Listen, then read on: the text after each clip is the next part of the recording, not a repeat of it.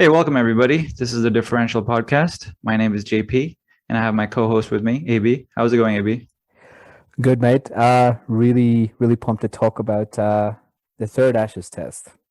Yeah, so the third Ashes test just completed, and Australia, as was kind of expected, won this test in a very dominant fashion. And to let me just give you the quick score, the rundown of the score. So Australia won by an innings and 14 runs, which is pretty Mm. crazy. What are your initial thoughts, AB? My initial thoughts are this is not going to be a very long episode, mate. There's just there's just nothing to say. Australia just seem like they're on rails right now, just absolutely untouchable. Just cannot put a foot wrong. Yeah, it was all Australia. It just maybe there were a couple of moments where I thought maybe England can do something, maybe one or two moments, but Yeah, otherwise it's just dominant, just no chance. They just shut the door on England. yeah, Like it was a non-contest ultimately. mate. Like, did you watch the entire like 3 days worth of it, or would you say like your interest disappeared or waned? What was your feeling like when you were watching this? No, of course not. I couldn't bear to look at this. This is just a Yeah, sad affair for England. It was just absolutely. horrific from their end, and for us kind of neutrals here, we want to see a good show. We want to see a competitive test match, and this was far from it. This was a total demolition. No, I agree, mate. Like, yeah, in the beginning when I said I'm pumped, I was being absolutely ironic because this is sort of like doing an autopsy in a manner of speaking. Uh, it was just unwatchable after day one. I mean, um, even day one by rights was kind of okay-ish. Like you said, there were some moments where you thought an England fight back may be on, especially on day two. But I tell you what, um, I was just disgusted. There's no other way for it. In terms of a sporting contest, there was nothing like. I just feel England. They're just the lights are on, but there's nobody home kind of thing going on with their players. They're just absent, and I have no idea wh- I mean, England have no idea what hit them, and I have no explanation as to why England are going through these struggles in Australia. Okay, yeah, I mean, I tend to agree there. So let's talk about day one. Okay, Let's get into it. Get this at the over with. G, Really, at the uh, G, might at the G. the big G. The big Boxing Day test. We forgot to Mm. mention that. That's always an incredible affair. Hmm. I love that ground. That's one of the best grounds in the world, obviously. Do you think it's the best in the world in terms of venue, facilities, history, spectacle? I don't know about history. I mean, if you want Mm. to go to history, the Lords is where it's Lords, at. yeah. But yeah, in terms of the venue itself, the magnificence of it, like Hmm. The size of the it, right? size of it. Crikey. Yeah, it's crazy. Yeah. So and Australia had a debutante, Scotty Boland. I think he's only the fourth Indigenous player to ever play for Australia. Hmm. Hopefully, we'll see more in the future. Pretty big day for him, and like it was an incredible debut. If you look at what he did in the in the second innings, which we'll get to. So that was one thing to call out. But I What mean, else? really out of the blue, this guy's selection, because like we discussed last test match, we had um Josh Hazelwood and Pat Cummins who were just, I mean, Hazelwood had some injury obviously from the first test, but Paddy Cummins with his like unfortunate close contact scenario, had to isolate and wasn't ready to play for 10 days. So, you're always worried when your best players, your captain in this case, Pat Cummins, takes some time off. It has the potential to disrupt rhythm and stuff. I think the guys in the last test, Richardson and Nazar, played really, really well at the Gabba. Oh, sorry, in Adelaide, and I was hoping one, if not both of them, could somehow make it to this one. Maybe I thought they'd rest Mitchell Stark, just maybe, but they got Scott Boland out of relative obscurity, and I kind of my eyebrows kind of shot up when I saw him on the team sheet. I'm like, wow, that's a bold call, but apparently JP, he's somewhat of an MCG specialist, as we understood during the course of this test match, Yeah. and how? Yeah, I mean, I can see why. Yeah, He definitely mm, performed. Didn't seem to have many nerves. Very calm. He's also relatively old for a mhm, debutant. He's like yeah. 32. Congrats to him. It's an incredible start. May we talk about this and how difficult it is to get into the Aussie team and stuff, and not like historically they haven't handed out many uber young test debuts. You know, it takes a while to earn that baggy green. Like, Yeah, what are your thoughts about that, Jake? Do you think, because we've seen in the last decade, maybe on a number of occasions where maybe the guy that was given a debut was way too young, like way too green beyond his years to be playing a series. Like maybe it was just that one-off game, but at the same time, if that happens to be your first game, then I actually think a large part might have to do with the butterflies of your first game, especially if it's not at home. It can tend to derail a career completely, like they just disappear into obscurity. So what do you make of Australia kind of like um, handing out certain test debuts really, really late? yeah. I generally like that. It's very unique. I don't think other teams do that. Other teams tend to jump the gun. Hmm. They see some promising talent and they just throw them into the firing line a bit too early Hasib sometimes. Hamid, mate, like the one of the examples that comes right to mind, by the way, is Hasib Hamid, right? Like I think he was Yeah. given his debut at like what 19 or 18 or something against India, nonetheless, in India. Yeah, that's the other thing I tend to prefer if Mm, you're getting somebody to start early, you want to have them right. start at home where it's a bit more comfortable, they're used to the conditions, they Hmm. can get more help, they don't have to adjust to the foreign conditions. Yeah, yeah, So starting at home always helps, I think, to boost that ultimately it absolutely. comes Yeah, down to confidence, really. You need that confidence, and if you don't have it, if you lose it, it can be very hard to come back. yeah. No, So yeah, totally generally agree. agree. Although I don't know if 32 is a bit too old, though, I would say. I don't know how long he can go, especially for a fast bowler. Hmm. That's generally when they're starting to hit their decline. Hopefully, that's not the case for Mr. Boland here, but 32, I would say, is a bit too old for a fast bowler.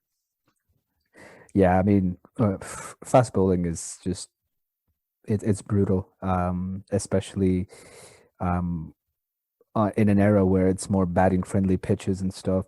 Your bowlers do tend to overwork themselves over 5 days, and it's not pleasant. Yeah, But I tell you what, mate, Scotty Boland looks in good shape. Like he looks like he's a big dude, like but he's just you know uh, it's an incredible story. Um, just not just being an indigenous cricketer, but just his trajectory of his career, him coming in the Ashes nonetheless, and then to do what he's done over the course of these 3 days. It's awesome, isn't it? Like uh, yeah.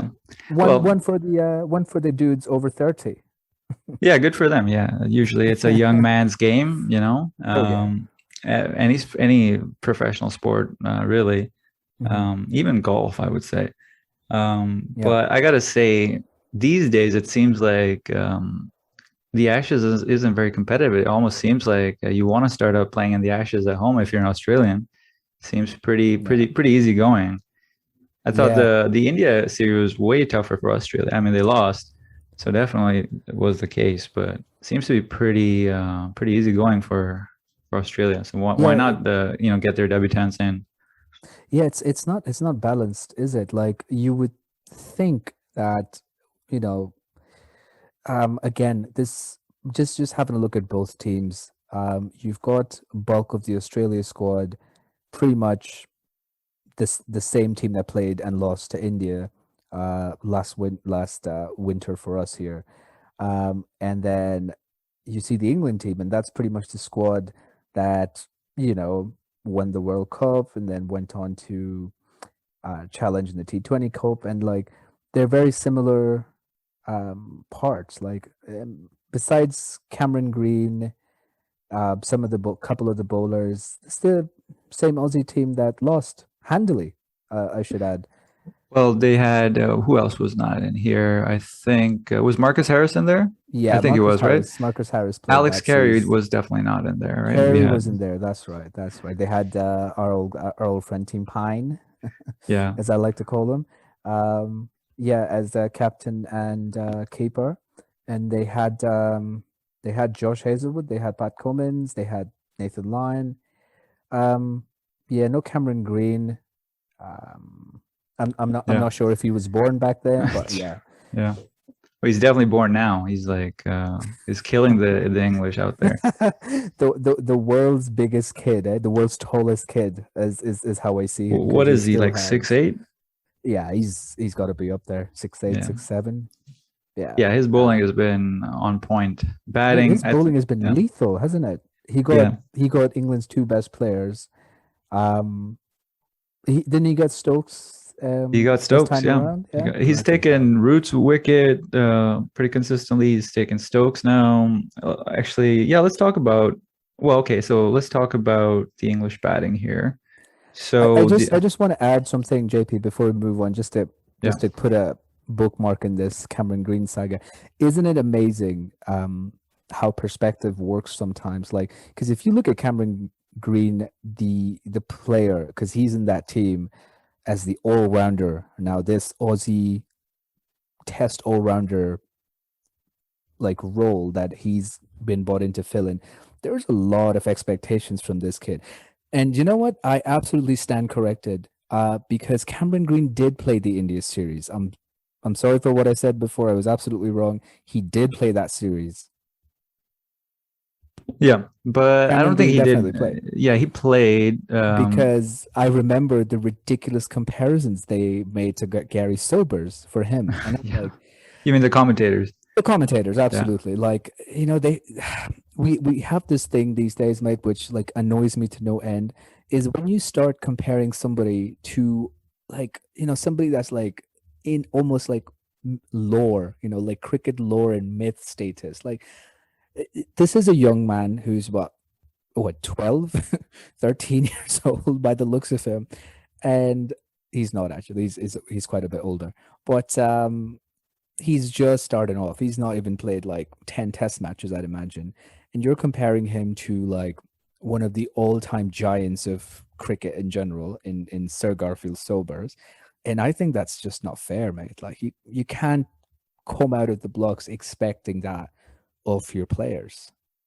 No matter who Yeah. you are, you can be Shane Warne, you can be any Aussie commentator, ex great. Like that is just a really big weight of expectations being thrust upon that kid. Yeah. So I mean, like, yeah, I definitely agree. I mean, don't even mention anything or compare him to any historical cricket figure it's until just not he's. fair, mate.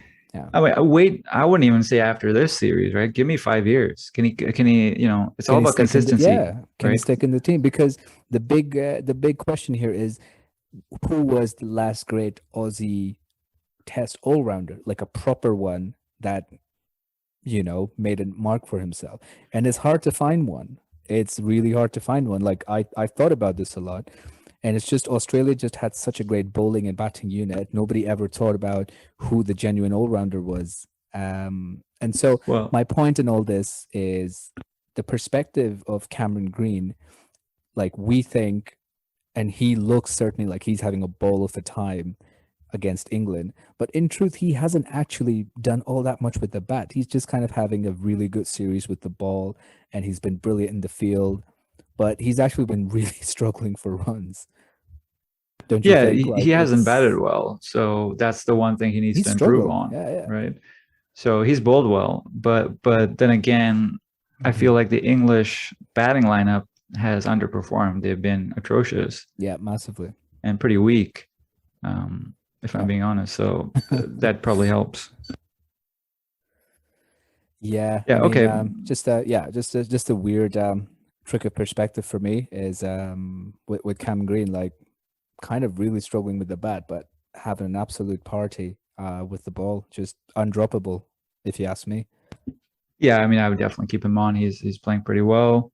Bowling Uh, well, getting the big fish out every time he plays, like yeah. bloody hell. But I mean, let's yeah. I think the fair assessment is he's got an amazing, promising future. Hmm. If he keeps going in this trajectory, he could become a great, all rounder for Yeah, yeah, Australia. But definitely. to compare him to Gary Sobers is laughable Oh, at this stage. fucking Come on, hell. No, yeah, man, get no. that shit out of here. Come on. Right. Okay, So, okay. Let's talk more about England's failure. So we mentioned that because that's all there is to talk about in this test match, honestly. Um, yeah, so their opening partnership failed again. Hamid out for a duck, which mm, seems like he's doing that pretty consistently. yeah. Zach Crawley was a new addition to the lineup for England. This time he was unable to perform in both innings, I think. England are pretty much at a loss here. Who would have put in for their opening partnership? Because they've just been failures all around throughout the series. Yeah. Any thoughts there? What can they change here? I don't know, mate. Like I thought Zach Crowley looked a little bit more competent than Rory Burns. You know, he's a bit more traditional.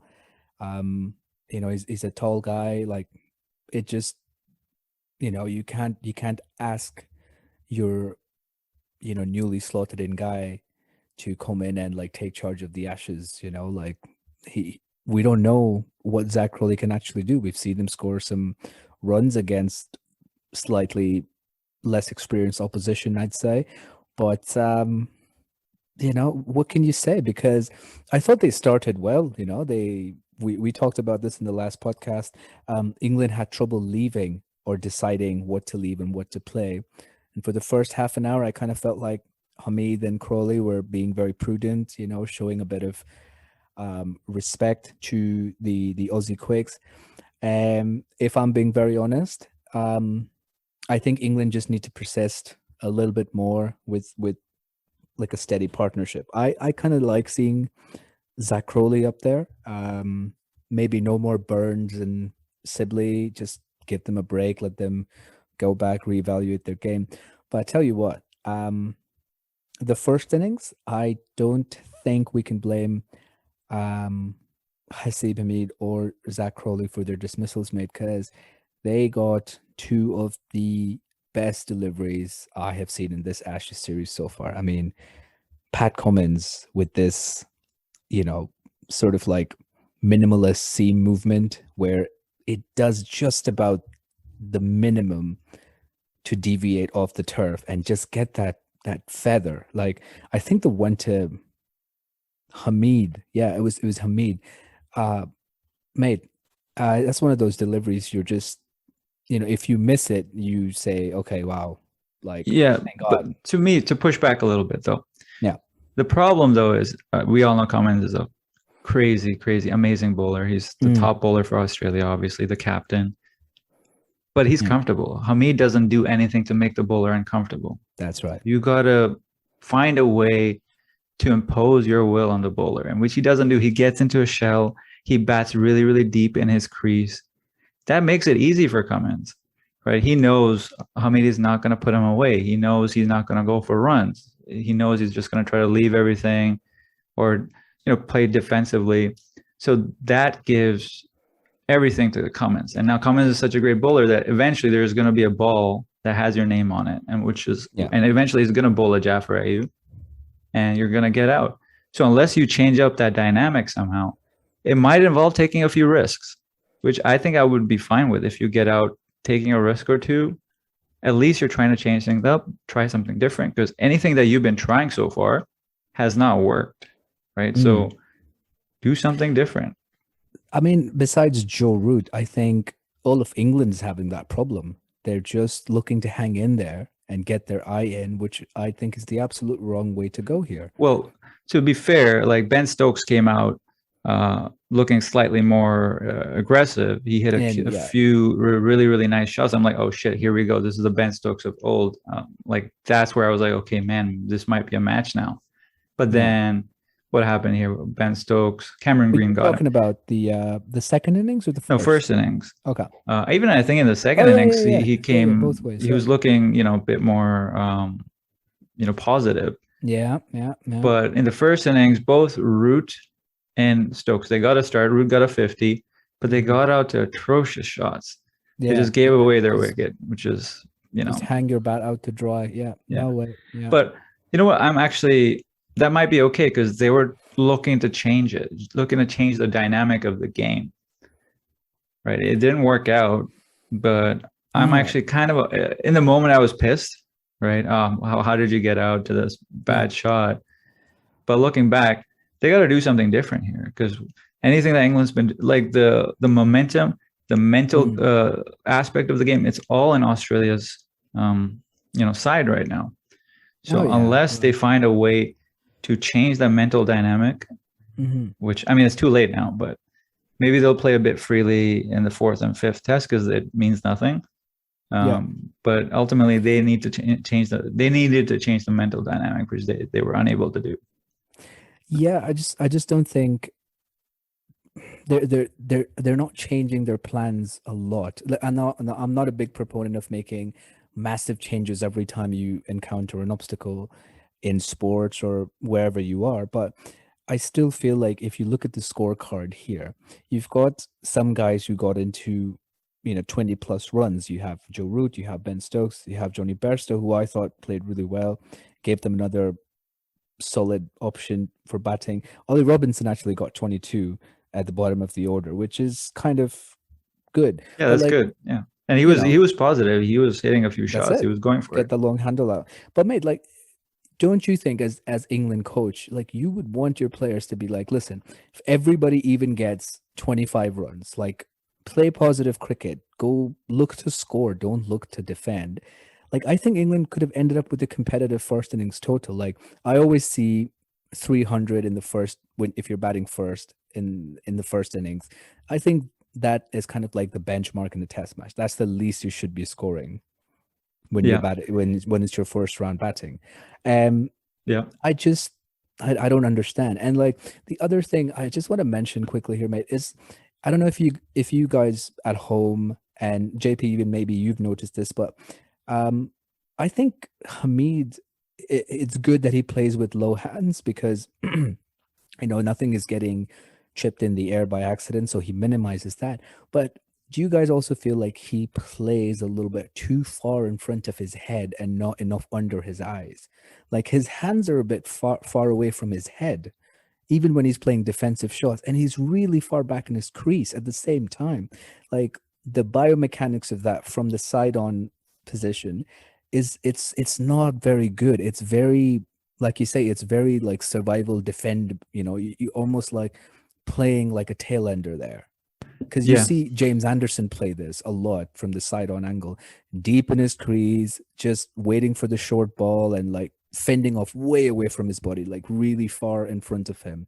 So he can't really judge at the pace at which international cricket goes in terms of bowling. It's hard to judge where your bat is making contact. You have to be a little bit braver. You have to let the ball come to you, play it under your eyes. Now, I am no savant in batting, but that's just something I observe from watching, Kane Williamson or even Joe Root. Like uh, I've seen great players, in the test arena in the last 10 years who do this consistently when they're playing well. Like they play the ball, soft hands, little, just a fraction late, but right under their eye line, never too far ahead. Because in yeah, Australia with the bounce, I think that's a recipe for disaster. Like you're, yeah, definitely. And yeah, I haven't noticed he's playing too far in front of his head. I've definitely noticed the whole where he's playing too deep in his crease. That's very much. Yeah. that's definitely happening, and that To me, he just comes across as looking too timid. Yeah. Again, if you're playing so deep in your crease, you're batting timidly. You're not facing up to the bowler. You're not letting the bowler know that, hey, I'm here and I'm going to put you away if you give me a bad ball. Yeah. Again, so it kind of plays right into the bowler's hands, and these bowlers are so good that they're going to take up that opportunity and send you packing pretty easily. Yeah. And generally, I think that has been kind of the entire dynamic for England, is they've looked timid, they haven't looked up for the fight, and that's why I think they've ultimately lost the Ashes. But let me ask you this, mate. Like, okay, so I know we're being harsh on England because, the contest is done. We feel like there wasn't any heat or spice, and it's just, just like it's a rollover for Australia here. But let me ask you this. Barring the two previous test matches, and what we know now came to pass in this third test match, what do you make of the pitch that was presented at the MCG this time around? Because I thought that was kind of interesting. Because I want to know. I'd like to hear about what you thought of the G pitch for the Boxing Day test. Like, do you think that had maybe something to do with the performances? Like, or are we being way too harsh on England here? I mean, you play on the same pitch as the opposing team, so I don't really put it down to the pitch. I think it was a good pitch. It had a lot of seam movement for the bowlers, and the Aussie bowlers took full advantage of that. But also on day two, and this is a good segue, maybe a good segue into day two, is I think there was a moment when England was batting, was it day two or day three? I can't remember, but there was a moment where England came back to bat and it looked like the perfect batting track. Like the sun was out, the pitch had kind of flattened out, and the commentators were even like, "Hey, this is England's moment. Yeah. Let's get some runs. Let's get some runs on the board." It might have been day three. No, it was day two, mate. It was day two. It was day two. Okay, but yeah, so there was definitely a case where England could have made some runs, and they had an opportunity. The pitch wasn't doing as much. The sun was out, perfect batting conditions, and they didn't take advantage of it. But what do you think? Like, you thought there was something there in the pitch that was unexpected? No, actually, you're right. England only faced like 65 overs, by the way, on day one. So like, I guess that kind of gives the game up for me, because I honestly made like I couldn't watch this at all. Like I had to like step away, and I actually had access to a big TV this time around for this game.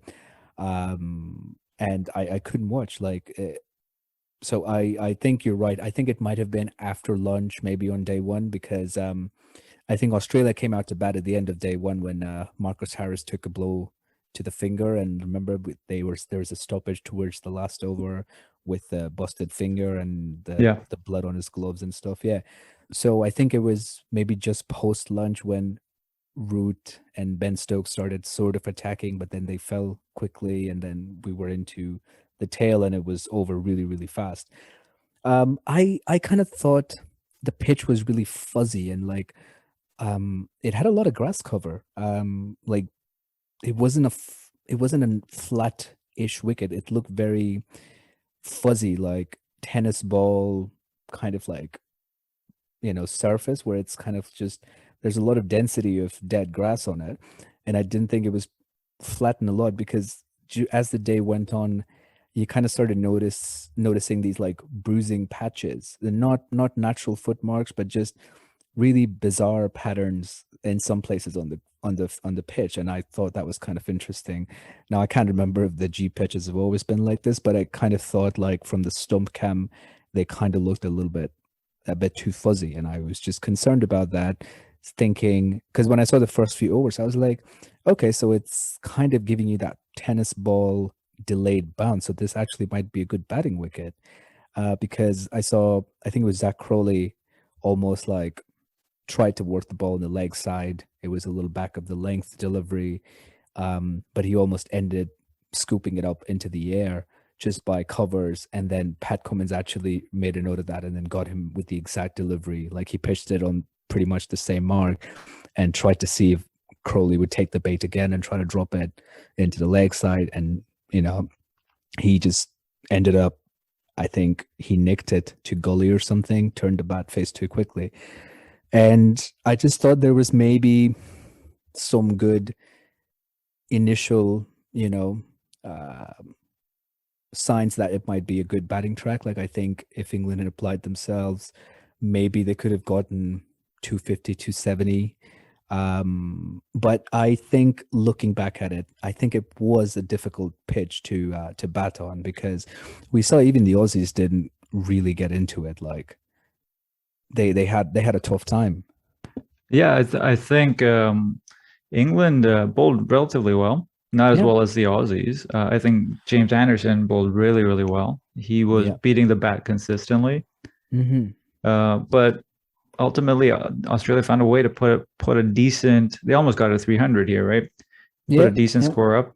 Marcus Harris 76, which is close to his best score, I think. Yeah, that's his top three scores, right? Like Yeah. 71, 79, 76. So the nervous 70s for Marcus Harris. He needs to work on that. Yeah, but England bowled well. I thought I really liked that they brought back Mark Wood. Oh He yeah. was quick. He was fast. They definitely should have kept him. In hindsight, they should have kept him in the second test. What did you think about leaving Broad out and keeping James Anderson? I don't know, mate. Like it's really tough to kind of want all your top names playing, and I do get the dilemma England has, but like I just think if you're playing in Australia and you have that extra bounce that these Aussie pitches provide, I just think Stuart Broad, being the taller of the two, just needs to get in there. He just needs to play those test matches, because love him or hate him, I think Stuart Broad is actually a very good competitor.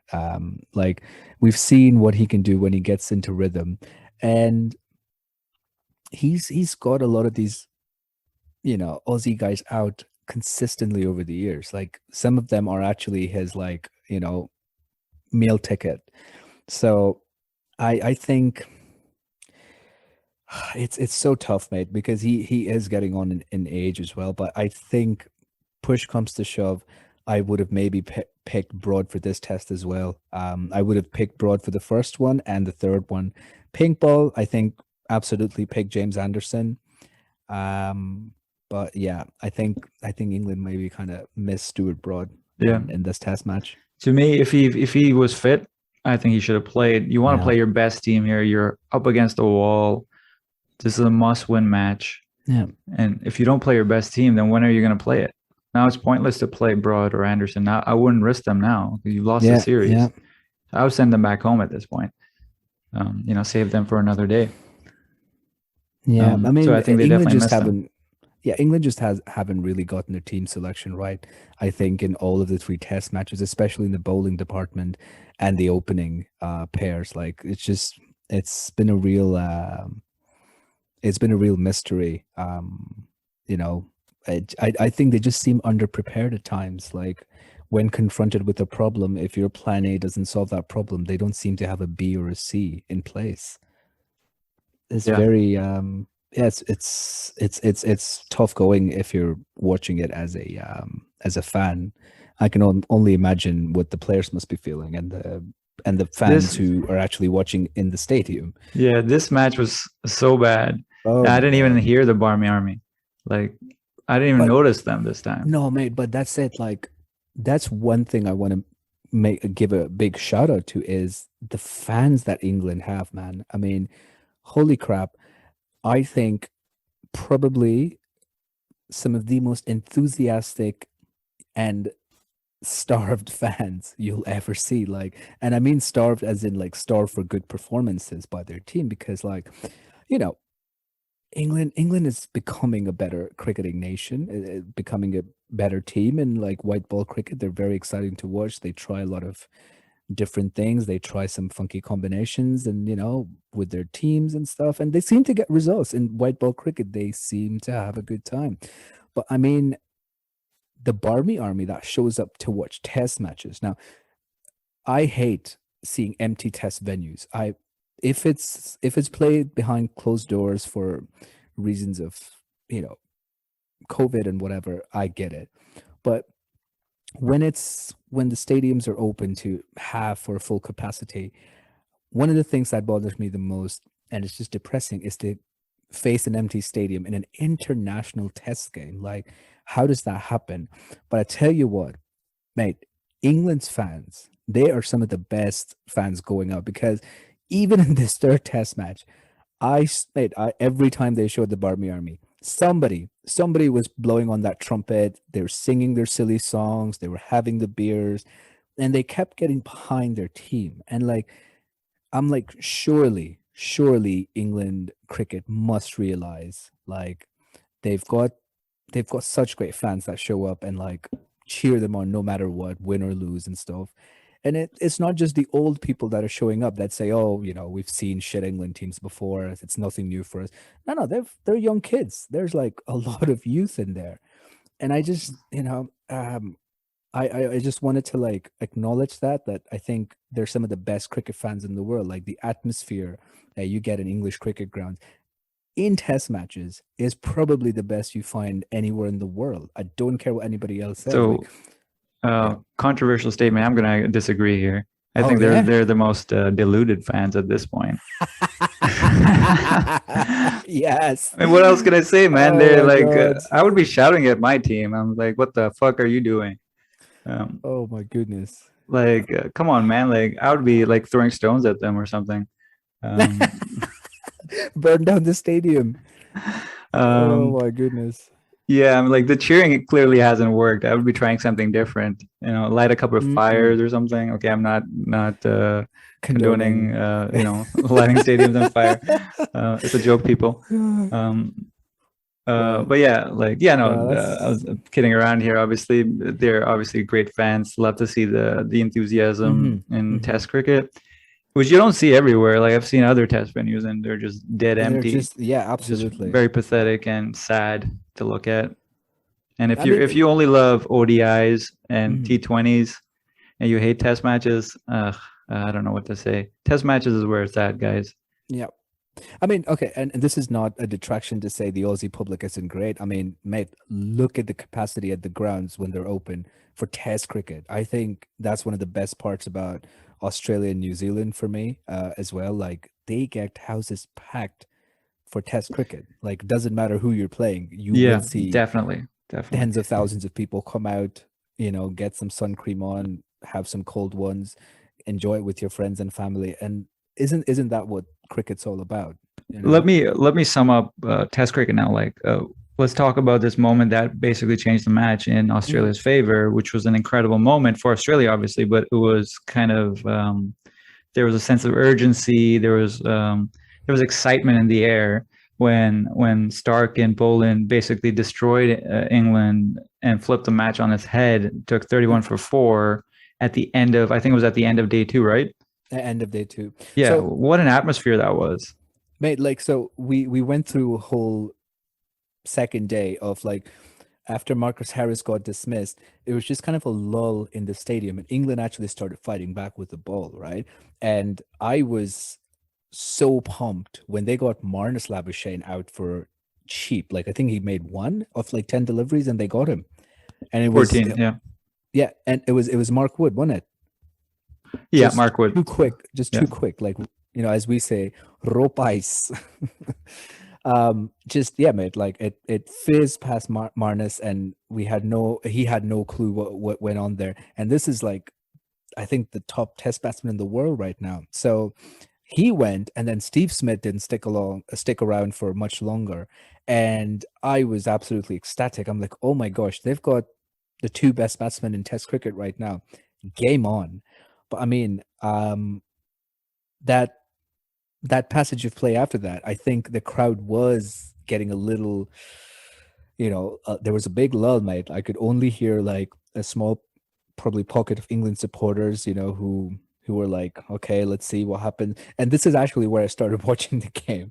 And I was ecstatic to see Australia bowled out for 267, and I'm like, oh, definite game on, definite game on. Like England can actually get a draw or better here, Yeah, maybe even. that was the only moment in the Just match yeah, where you're like, okay, England, there's a chance here, right? If last you session do, of yeah, last yeah, session of day two, mate. Yeah, yeah, if you play your cards right, you get a good opening partnership going. And okay, at the end, they only had to mm. survive what, like 12, 14 overs, That mate, and that's it. that's the entire match right there. You all you got to do, focus, survive these 12, 14 overs, come Mhm. back the next day, it's a brand new match, and But it didn't work as out. you were saying, mate, as you were saying, there was this amazing passage of 14 overs where Messrs. Stark and Boland, oh my God. Ugh, have you ever seen a sorrier like state of affairs at the top of the order? I mean, disgusting, mate. Absolutely disgusting if Yeah. you're watching it as a cricket fan, like Well, first of all, I got to give Stark and Boland like all the credit in the world. That was world mm, class bowling at the right moment, picking their mark, and they made the ball talk, and England came up short. And yeah, as a neutral, it kind of sucked, but as a test match, lover, that moment was incredible to watch. mate, the both of them almost picked up hat tricks. Do you remember this? Like the anticipation in the crowd. Like it was what, 5 in the evening, 4 in the evening there in Australia. Closing time, the G concede up to about 90,000 people. I think there must have been like 50,000 people still at stumps watching this drama unfold.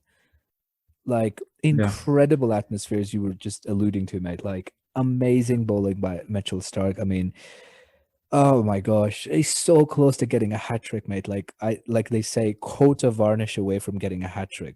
Yeah, Joe Root, like he played a miss, right? And Yeah, yeah, that was crazy. He could have gotten Joe Root out on a hat trick. That would just killed the entire crowd. They would have just lost it. mate. I think Mitchell Stark is coming back. I think he's getting close to his, peak of his powers because like he bowled outstanding at the end of day two, mate. Like he got Crawley playing, came around the wicket. Um, sorry, came over the wicket to Zach Crawley, and got him to nick one, and then David Milan. I mean, mate, I don't know what that shot was. Like, what are you doing? I mean, okay, I mean, that's the it's pressure harsh. of the moment. That's the pressure That's of it. the That's moment, right. right? Milan has played relatively well That's right. Yeah. for England. He's probably been their second best batsman, Hmm. and the pressure of the moment, the atmosphere, the the frame of the match at that point, that gets to you, Yeah. right? And Yeah. that's what got to him. At this moment, I'm just thinking, mate, like David Milan may be just an Aussie specialist. Like he doesn't seem to play well everywhere else, but this test series has been relatively good. I think him and Joe Root have deserved at least a couple of centuries and fell short. But you're absolutely right. I think that whole atmosphere, mid Stark steaming in, running in good rhythm, 40, 50,000 tipsy Australian fans, to put it mildly, baying for blood, basically, of the Palms, as they say. Just amazing, amazing Test cricket theatre, and my goodness me, mate. Just yeah, Mitch Stark was just unplayable in that last session. Like I was, I'm absolutely amazed that he didn't get that hat trick because it was scripted. It was absolutely there for the moment. Would have brought the house down. MCG Yeah, Boxing Day Test match hat trick at the close of play would have been one for the books. yeah, definitely. Mm. Well, And then yeah, I mean that moment basically changed the match, and then next day they took it home, didn't let the gas pedal down, or kept mm-mm, the gas pedal down, and yeah, Boland was the standout bowler here. So I my mean, let's goodness, talk about it. This let's guy. do this. So let me give you his figures at the end. These are crazy, crazy Mate, figures. this might be one of the best bowling performances in Test match cricket history, right here, mate. 6 for 7, 6 wickets for 7 runs. And What the he hell? owns he's only bowled 4 overs there. Did you notice that? He's only bowled four overs. Jesus.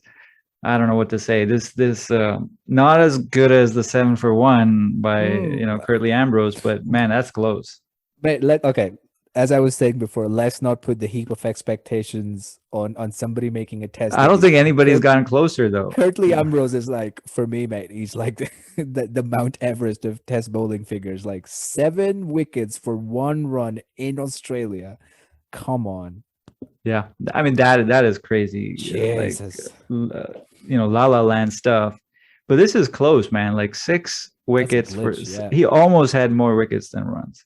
Mate, that's absolutely mad. And to think about it, mate, he's almost gotten 2 wickets every over he's bowled, like close to. That is insane. I mean, Like, if I were him, I'd die a happy man if I never played another match again. mate, Like, I'd retire. imagine I I'd would just retire retire with right these now. figures. Absolutely. Oh my God. Mate, but like it's just what when your whole team is just clicking, and they're just finding it so easy. And I actually put this down to England having absolutely no fight. Nobody has a backbone in this team right here. Like, you cannot expect Joe Root to get you runs. I don't buy that. I'm like, you cannot depend on one player to get you runs. And this has been England's problem for a couple of years now. Yeah, Joe Root is the only one that has any sort of fight back. And he's not. You can't expect him to have a good innings every time he comes out of bat. He's going to have 1 or 2 off innings, which is expected from anybody. Oh yeah.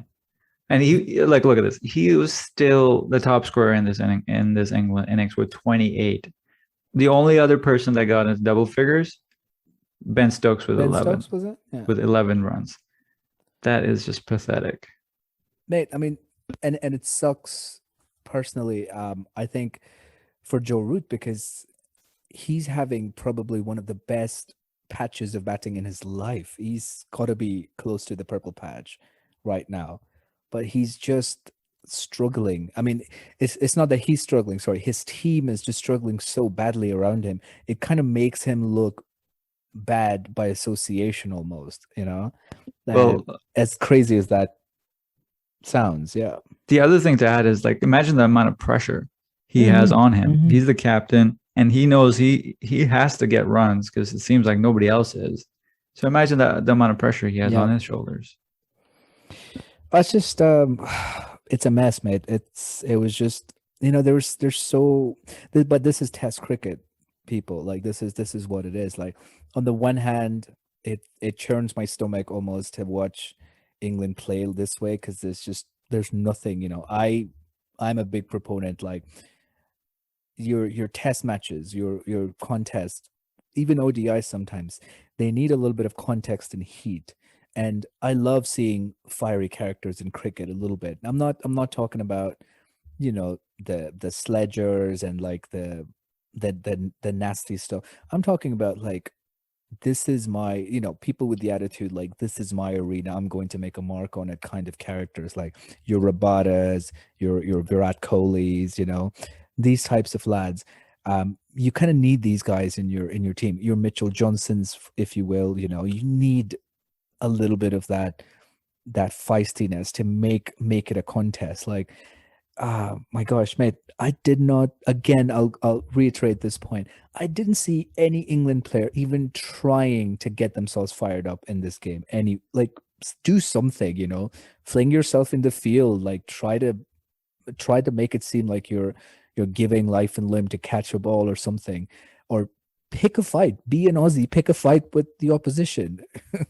Well, they would definitely lose that. Thing. They would definitely lose that. Come on, because they did it. They did it in the series against India. We talked about this. We hit upon this a few weeks ago, where I'm like, well, so why are you laying down your weapons, before the battle has even begun? Like, I don't know. Were they neutered? Like, I don't know what happened. Hit them, right? Like, nobody's bowling body line at the Aussie. No, well, they did try that. It tough. No, I mean Ben Stokes did try that quite a bit, maybe I to a mean, detriment. Like, he's coming back from a almost a long-term injury situation, and he's taken some time off. You can't rely on him to do everything. I mean, Like you that's just can't. getting bad. That's bad tactics, right? You should be getting like Yeah, Mark Wood should be the one doing it.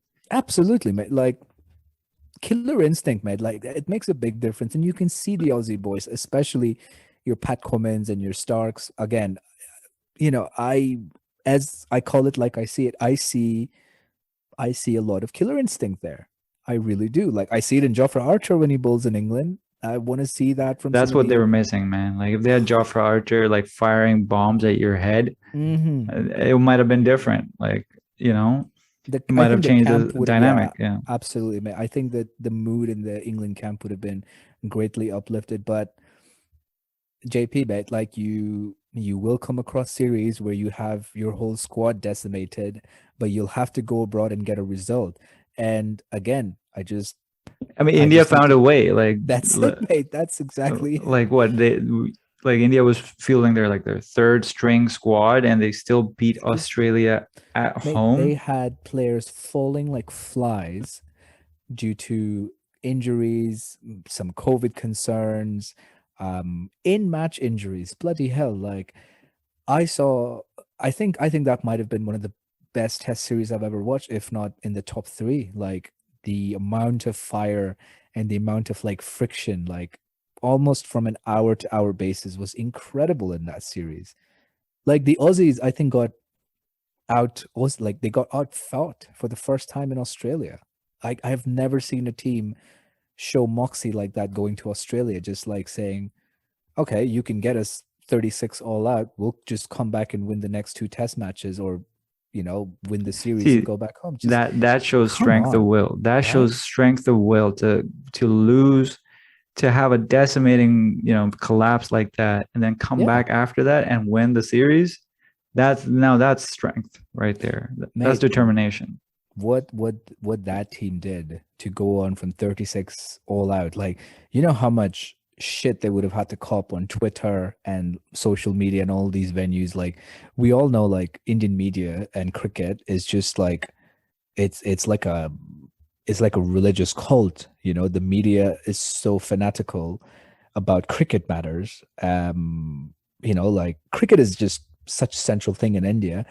You just have just take a moment to appreciate that what they would have gone through after that loss, and to come back from that and win the series with your top players dropping out for one reason or another.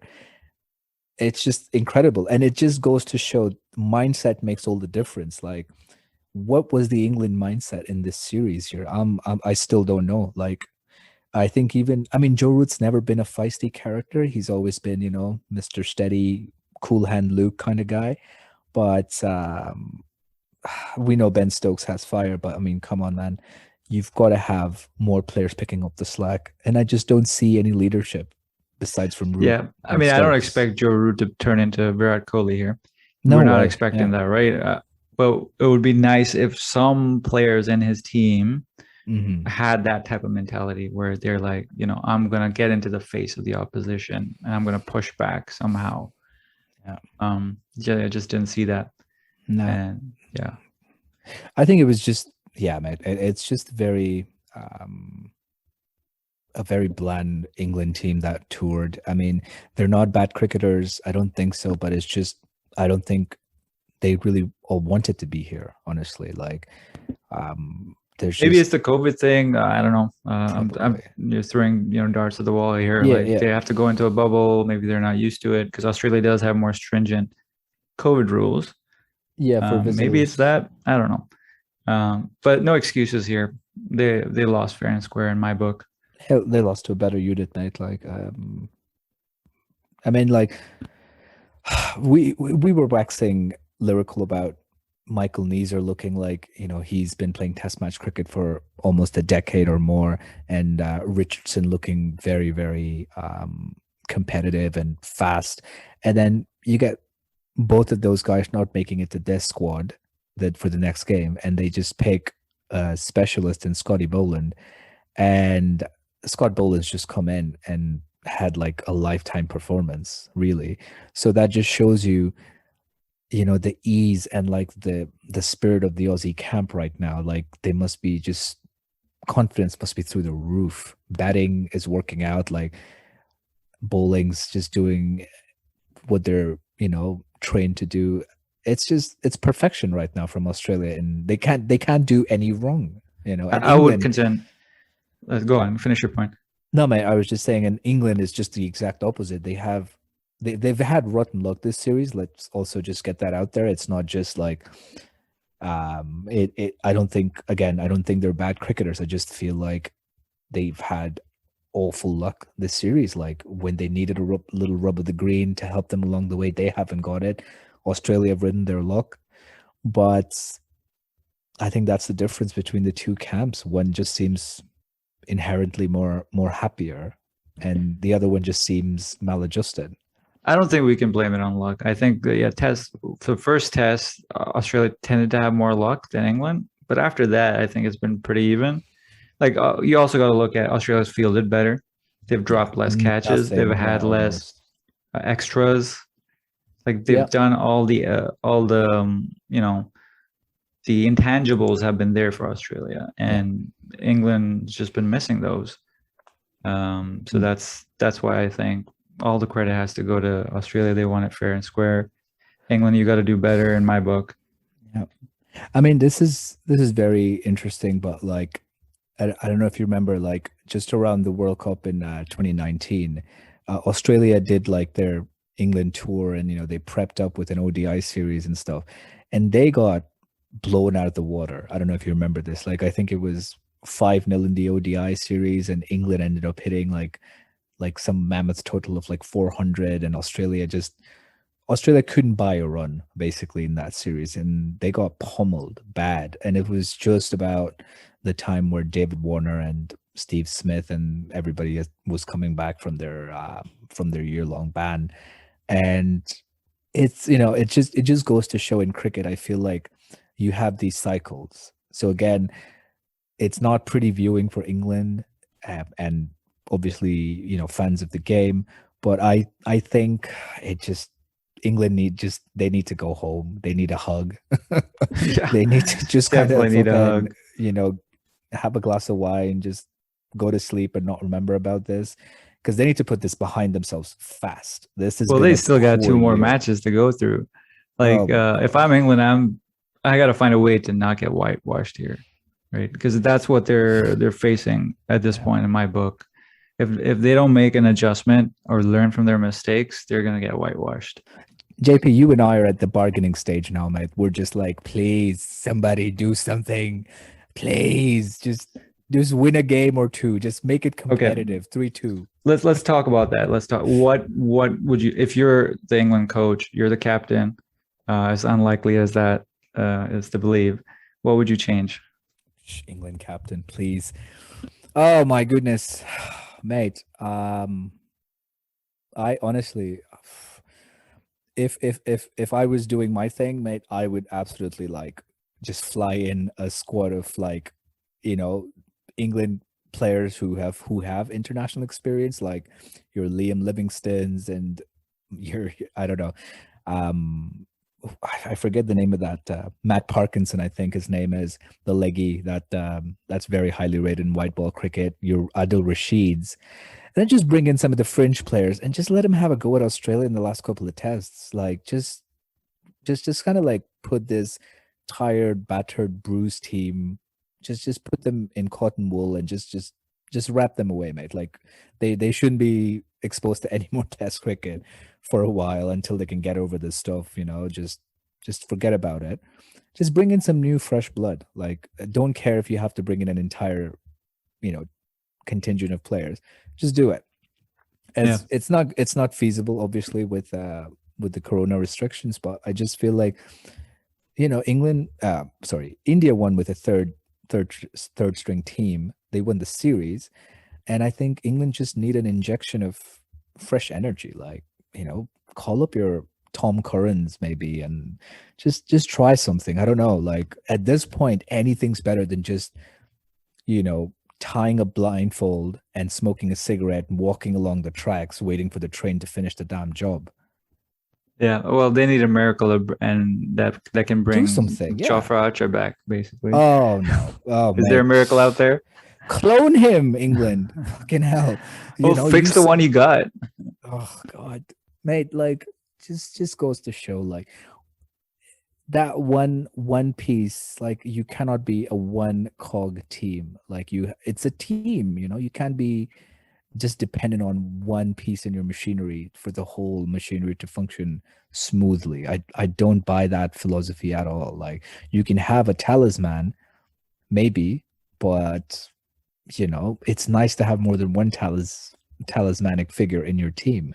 And that's what all the best teams do. Like, if what was it? If Warney doesn't get you, McGraw's gonna get you. If McGraw doesn't, then maybe Jason Gillespie will have an outstanding game. If the bowling unit can get you, maybe the batting unit is going to put on a massive total, Hayden, Gilchrist, whatever. Best teams in the world, mate. Like, that's what they did. Yeah, I mean that's Pick, an pick. all-time great team. Yeah. It's the same with the old Windies teams of the 70s too, mate. Like, it's full of talismanic figures. No one more important than the other. You can't just say, "Oh, this guy was the reason Australia won," or "This guy was the reason the Windies dominated." No, it's a team effort. Do you know what I mean? Yeah, and the India victory that just happened, that was a team Complete effort. team effort, absolutely. There wasn't like one guy or something that was just Mm-mm. killing it. That was a total team effort. Oh, mate, England are in just so much shit right now. It saddens me to think, like, um this team, so entertaining in white ball cricket is just rolling over for Australia, like, just exposing its belly. Like, come on, man. Yeah, I mean overall it's not really good for Test cricket, right? We want to see competitive matches here, and it's been far from it. It's a dud Ashes, mate. Like, it's done. It's over. The Ashes have won. I told you this at the beginning of day one, mate. Like, I called you and I said, JP, this day or like the first day, first hour might dictate where the Ashes eventually end up. Like, we know Australia is playing well, but it just takes a session or an hour to change the course of a test match. And, it didn't come in day one. It came at the end of day two, that like little passage between innings. And that was it. Yeah. Done and dusted. Man, I'm getting depressed. Yeah, let's wrap this up unless you got anything else to say to dig England's grave. Mate, I mean, England haven't done great in cricket, but they've done wonders for the local liquor shop here for me, because I have, like, absolutely, like, gone through How many bottles you run through? not enough bottles in the world, mate. I mean, just rubbish. Just a rubbish game. It's been such a one-sided series. I have no words. It's depressing, really. But you know what? Like, England weren't the sole reason for my wine consumption, as our listeners will find out a little later. Yeah, surprisingly, I did not consume as much wine as I did watching England as I did for something else we're going to talk about later on this week. Yeah, let's see. Cool. Okay, so to wrap things up, Australia have retained. Have they retained the Ashes, or is they? Yeah, I think they've retained. They've retained it, right? They've retained the Ashes in a pretty convincing manner, and yeah, we're all depressed about it. Yep. Happy holidays, everyone. Yeah, happy holidays, AB. Hopefully, don't drink as much. No, it's cool. You. It's fine, huh? Take a break. It's fine. All right, guys. This has been fun. We'll catch you later. This is JP signing off. Yeah, mate. Good to talk to you. And as always, our listeners, feel free to follow us on Twitter, YouTube, Spotify, Apple Podcasts, wherever you get your podcasts. And stay tuned for the next episode, which should be along in a few days. All right. Thank you. All right. Bye, guys.